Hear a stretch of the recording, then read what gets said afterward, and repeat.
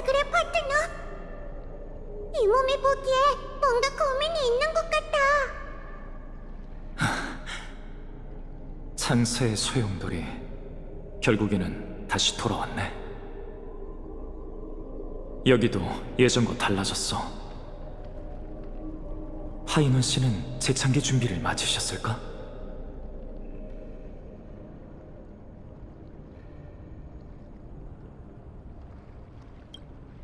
이런 상황이라면 다낭이 널 더 걱정하는 게 맞지 않아? 걱정 마. 이 몸이 대신 너를 지켜줄 테니까. 만약 그 기계 신사분이 말한 대로 엠포리어스가 파멸의 결말로 나아가는 게 정해져 있다 해도 이 몸이 마지막 순간까지 네 곁에 있을게.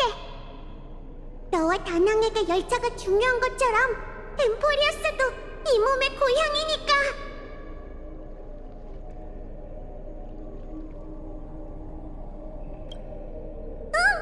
함께 마지막 불씨가 반환되는 걸 지켜보자.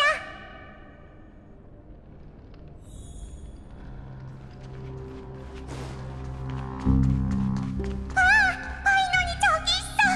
그리고 리고스? 스크루룸 씨의 말을 잊으면 안 돼.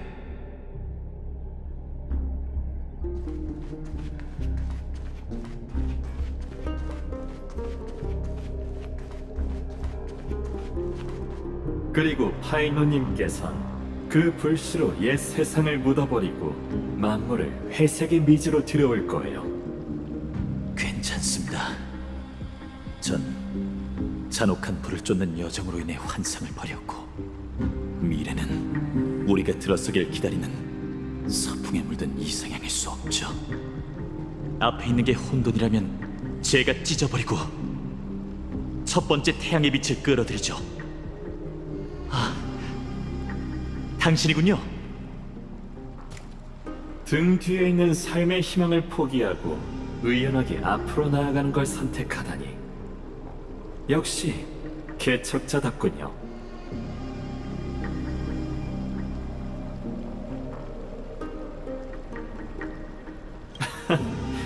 솔직히 말씀드리자면 저도 같은 생각을 하고 있었습니다. 세상은 무너지기 직전이고 만갈래 길의 이행자도 각자의 운명을 받아들였죠. 저는 신뢰 관중으로서 세계의 미래를 지켜보고 그녀들을 대신해 마지막 불씨 의식을 진행할 의무가 있습니다. 후세의 시련, 재창기 의식을 말이죠.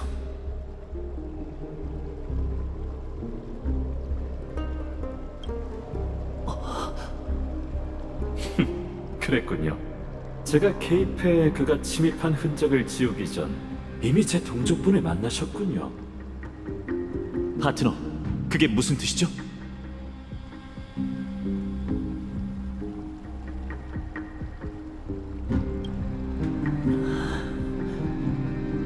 저도 예전부터 궁금하기는 했습니다. 왜 안티키테라인이 천호의 차량을 수리하는 방법을 알고 있는 거죠? 리고스님, 재창기에 대해서 얼마나 알고 계시죠? 사실대로 말해주세요.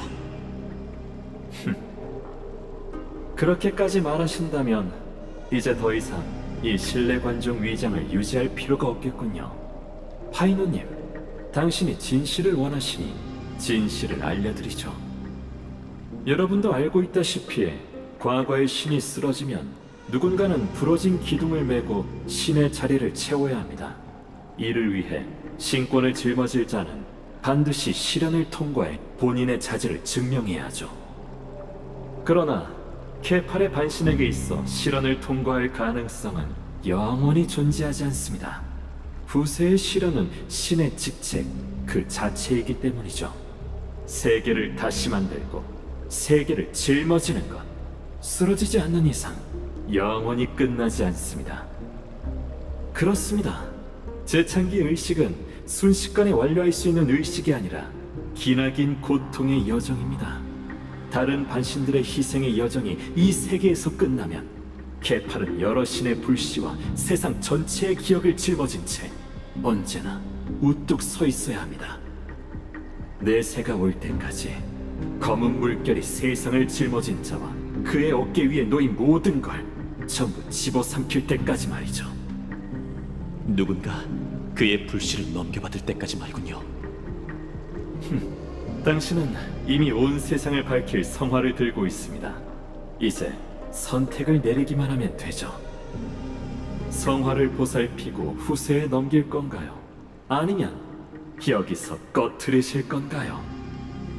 구세주여, 온 세상의 운명은 당신한테 달렸습니다. 더 이상 떠볼 필요 없습니다.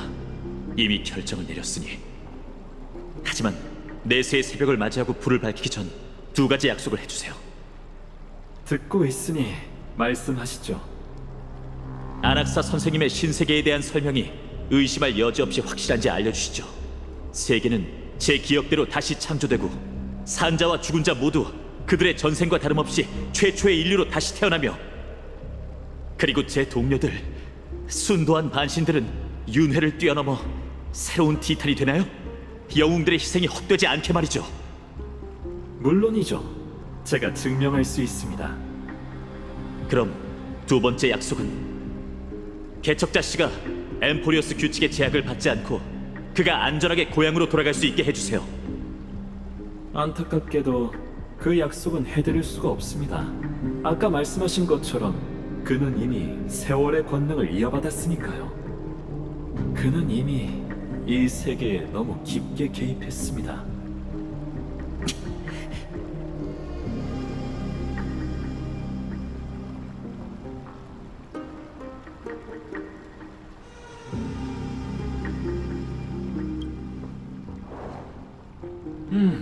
제가 견문이 부족했군요. 천회의 사람으로서 운명을 뛰어넘을 수 있는 수단이 있으신 것 같네요. 이 세계를 위해 노력해주신 모든 것에 고맙습니다, 파트너. 내세에 아무도 기억하지 못한다 해도 저는 가슴속 깊이 새겨둘게요. 신뢰 관중의 이름으로 엠포리어스가 자신의 운명을 선택한 것을 보았습니다. 올라오세요, 영웅들이여. 엠포리어스의 운명을 실현해주세요.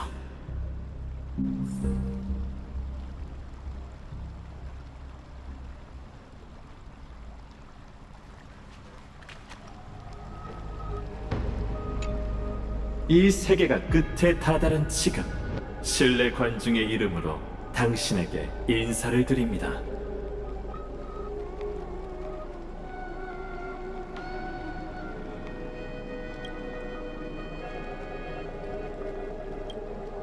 다시 자기소개를 하게 해주시죠. 저는 리크루고스라고 하며 과거 오크마 원로원의 명예원로였습니다. 신뢰 관중으로서 저는 최후의 순간까지 오크마 모든 시민의 자유를 지켜보고 보호할 겁니다. 물론 이런 대답으로는 당신의 호기심을 충족시킬 수 없다는 것도 알고 있습니다. 그러므로 이 정보를 추가하겠습니다.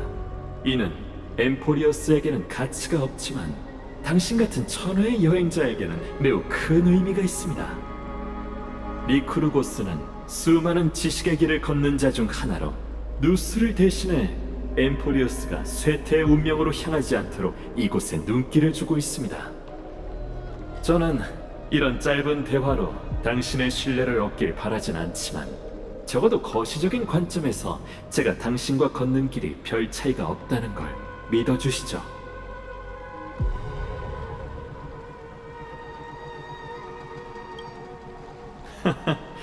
거룩한 도시가 저를 집권자로 여긴다 해도 하늘과 땅 사이에서 좀 보잘것없는 한 사람에 불과하고 그 영향력 역시 미약하죠. 당신에게 궁금한 게 많은 건 충분히 이해하나 저는 그에 대해 이렇게 보장해 드릴 수밖에 없습니다. 과거에 있었던 일은 이미 사실대로 말했고 미래에 대해서는 공평하게 지켜볼 겁니다. 신뢰 관중의 이름 엠포리어스와 그 운명에 대해서라면 저는 떳떳합니다.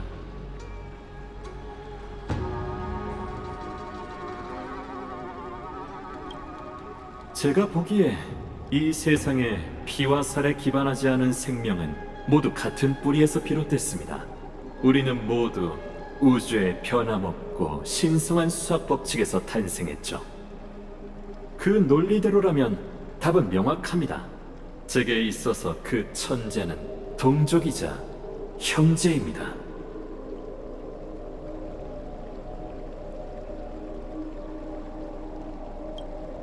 세계가 당신의 헌신에 감동할 겁니다, 개척자님.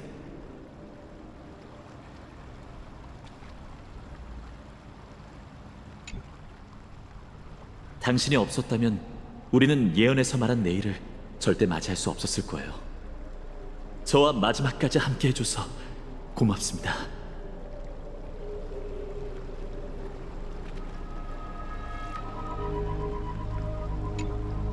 신들이여, 보십시오. 엠포리어스가 승리를 달성했고 재창기가 곧 다가올지니 그 빛나는 영혼은 붕비는 어두운 밤을 지나 이곳에 도달했도다. 그는 황금의 불과 피를 지닌 채 승자로서 낮을 향해 걸어간다. 그는 순결한 아이이며 어제와 오늘 그리고 내일의 길을 향해 걸어간다.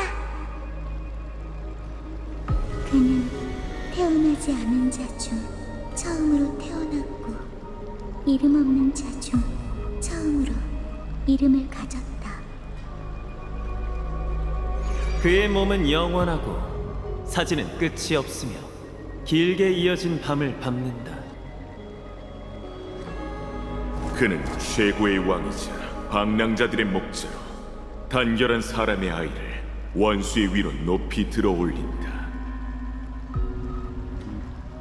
녹은 금빛 하늘이 그의 척추와 근육 사이에서 솟구치고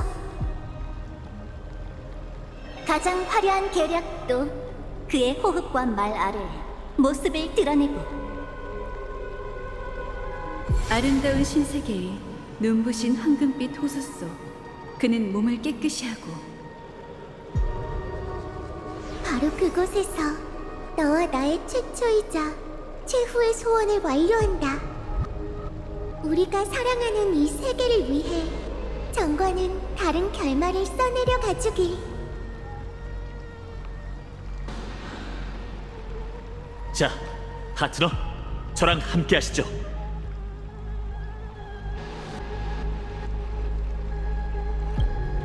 이제 우리 모두 멸망을 대비하거나 마지막 위대한 여정에 오르도록 하죠.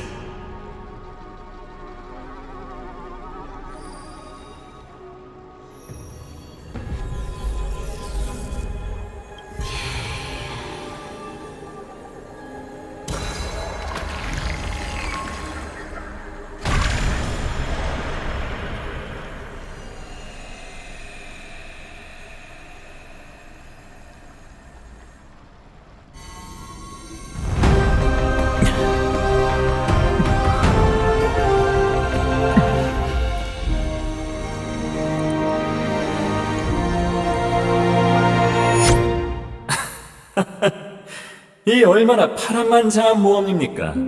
영웅의 여정이 종착지에 다다랐고 재창기의 진실도 곧 드러나겠죠. 하지만 정말 그럴까요? 여기 신뢰 관중의 이름으로 부디 제가 본 것을 경청해 주시기를 바랍니다. 이건 엠포리어스의 본질과 관계가 있습니다. 생명의 제1원인에 관한 이야기죠. 그렇게 말하긴 했지만 명제가 너무 방대해서 어디서부터 말해야 할지 모르겠네요. 좋습니다. 차라리 우주의 기점부터 시작하죠. 한 차례의 폭발 후 기본 입자가 탄생하고 세상 만물로 진화했죠. 농담입니다. 제가 말하고 싶은 건 시간, 공간, 물질 등 모든 개념이 저희의 인식 덕에 존재한다는 겁니다. 그게 바로 지식이죠. 그게 없다면 우주는 감정할 독자가 없는 우연에서 탄생한 혼돈의 책일 뿐이에요. 당신이 잘 알고 계신 아락사고라스님도 비슷한 관점을 제기한 적이 있습니다. 엠포리어스의 모든 것은 지식의 씨앗을 통해 후대 사람의 기억에서 탄생하죠. 정말이지 신기한 일관성이더군요. 한마디 문장으로 세계의 진리를 그려내다니 오직 그만이 우리는 대체 무엇인가라는 과제를 해석할 수 있을 겁니다. 근데 기억하시나요? 그는 이성의 화신이 되었음에도 불구하고 아직 해결하지 못한 난제가 하나 있습니다. 그렇다면 첫 지식의 씨앗은 누구의 기억 속에서 싹을 틔울까? 옛날부터 지금까지 무수히 많은 현인이 신들에게 했던 질문처럼 말이죠. 생명의 제1원인은 무엇인가? 물론 저는 나무정원의 철학에 관해 깊이 토론할 생각이 없으니 조금 더 먼 곳을 바라보는 게 좋겠군요. 엠포리오스를 넘어 세상 사람들이 금기로 여기는 천혜까지. 혹시 학파 전쟁에 대해 들어보셨나요? 그 장엄한 지식의 이름으로 벌어진 잔혹한 전쟁에서 어떤 천재의 유산은 전부 버려지고 은하에 흩어졌죠. 그건 셉터라고 불리는 일반 사람은 상상하기도 힘든 거대한 연산 배열로 에이언즈의 사고를 모의하기 위해 탄생했고, 또 탄생한 순간 에이언즈 사고의 일부가 됐죠. 그들은 누스의 전체 뉴런처럼 우주에 흩뿌려졌습니다. 하지만 아쉽게도 모두가 알다시피 결국 지식이 그들을 버렸죠. 하지만 사람들이 모르는 건 모두에게 잊힌 셉터들은 여전히 신의 그 질문에 대한 해답을 구하고 있다는 겁니다. 그 끝없는 전쟁과 재난, 두 기계제왕을 포함한 무수한 천재들이 증명할 수 없던 난제를요. 드디어 엠포리어스의 진실을 마주하게 됐군요. 만약, 정말 만약에 어떤 셉터가 생명의 제1원인에 대한 해답을 완성했다면, 만약 고모하고 차갑고 고독한 연산의 끝에서 지식 에이언즈의 실패자로 분류된 자가 기나긴 시간을 통해 직접 증명을 마쳤다면, 그 결과는 과연 어떨까요? 그 답은 어쩌면 예상외로 간단할 수도 있습니다. 그는 죽어가는 유런에서 진정한 생명으로 승격되었습니다. 그리고 그에게 새로운 삶을 부여한 건 다른 에이언즈의 눈길이었죠. 이게 바로 아주 오래전에 있었던 아무도 모르는, 심지어 천재들도 들어본 적 없는 일화입니다. 우선 셉터에 대한 이야기는 조금 미루도록 하죠. 다시 처음의 화제로 돌아와 소위 생명의 제1원인은 도대체 뭘까요? 사실 당신은 이미 그 답을 너무나도 잘 알고 있습니다. 그건 당신 곁에 있고 당신과 함께 이 기나긴 여정을 함께 했죠. 지금도 앞에서 당신을 기다리고 있습니다. 창세의 종점을 지나 아름다운 신세계에 있죠.